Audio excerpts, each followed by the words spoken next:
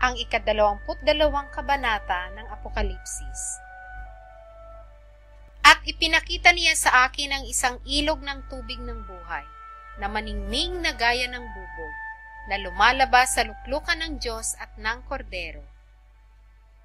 Sa gitna ng lansangang yaon at sa dako rito ng ilog, at sa ibayo nito, naroon ang punong kahoy ng buhay, na namumunga ng 12 iba't ibang bunga, na namumunga sa bawat buwan, at ang mga dahon ng punong kahoy ay pangpagaling sa mga bansa.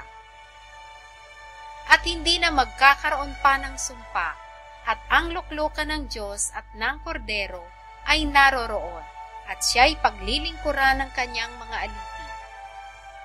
At makikita nila ang kanyang mukha, at ang kanyang pangalan ay isa sa kanilang mga noo.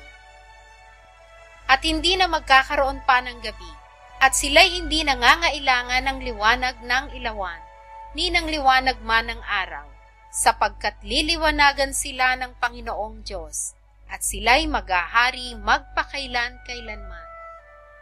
At sinabi niya sa akin, ang mga salitang ito'y tapat at tunay, at ang Panginoon, ang Diyos ng mga espiritu ng mga propeta, ay nagsugo ng kanyang anghel upang ipakita sa kanyang mga alipin ang mga bagay na kinakailangang mangyari madali.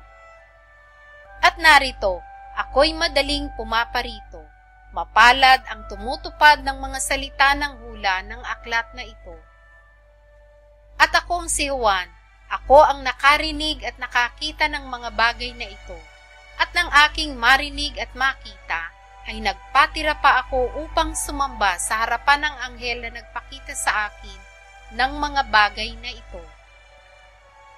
At sinabi niya sa akin, ingatan mong huwag gawin iyan, ako'y kapwa mo alipin at ng iyong mga kapatid na mga propeta, at ng mga tumutupad ng mga salita ng aklat na ito. Sumamba ka sa Diyos. At sinasabi niya sa akin, huwag mong tatakan ang mga salita ng hula ng aklat na ito, sapagkat malapit na ang panahon. Ang liko ay bayaang magpakaliko pa, at ang marumi ay bayaang magpakarumi pa, at ang matuwid ay bayaang magpakatuwid pa, at ang banal ay bayaang magpakabanal pa. Narito, ako'y madaling pumaparito, at ang aking gantimpala ay nasa akin, upang bigyan ng kagantihan ang bawat isa ayon sa kanyang gawa. Ako ang Alpha at ang Omega, at ang una at ang huli, ang pasimula at ang wakas. Mapapalad ang nangaguhugas ng kanilang damit, upang sila'y magkaroon ng karapatan sa punong kahoy ng buhay, at makapasok sa bayan sa pamamagitan ng mga pintuan.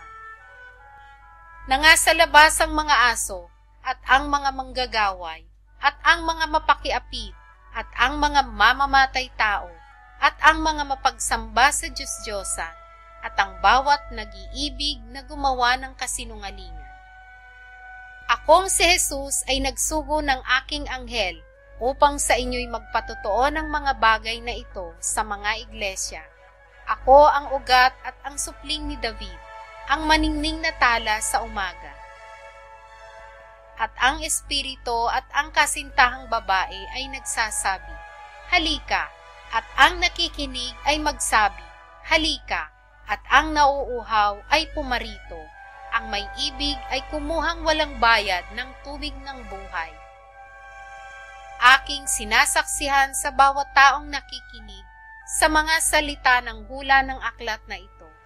Kung ang sino man ay magdagdag sa mga ito, ay daragdagan siya ng Diyos ng mga salot na nakasulat sa aklat na ito.